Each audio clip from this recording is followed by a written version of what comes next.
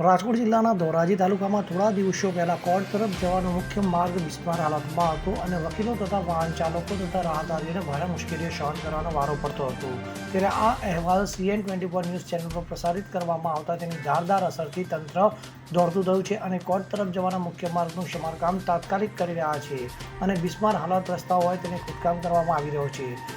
ત્યારે આ CN24 news ચેનલને ઇમ્પેક્ટ પડી છે, જેને લઈ અરવિંદભાઈ કાપડિયા એડવોકેટ દ્વારા CN24 ન્યૂઝ ચેનલનો આભાર વ્યક્ત કરવામાં આવ્યો હતો અને કોર્ટ તરફ જવાનો મુખ્ય માર્ગ જે ખોદકામ હાથ ધરવામાં આવ્યું છે અને મુખ્ય માર્ગ પર તંત્ર સારો બનાવશે અને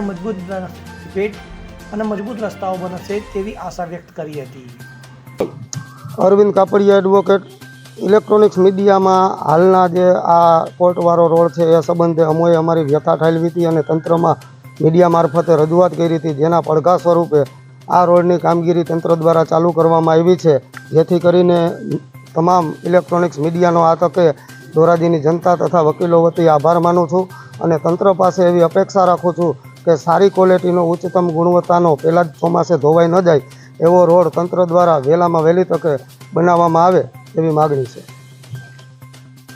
અલ્પેશ ત્રિવેદી સાથે CN24 ન્યૂઝ ધોરાજી। હવે જુઓ દેશ દુનિયાની તમામ ખબરો તમારી આંગળીના ટેરવે। ઉઠાવો મોબાઈલ અને Google Play Store પરથી ડાઉનલોડ કરો અમારી CN24 ન્યૂઝ મોબાઈલ એપ।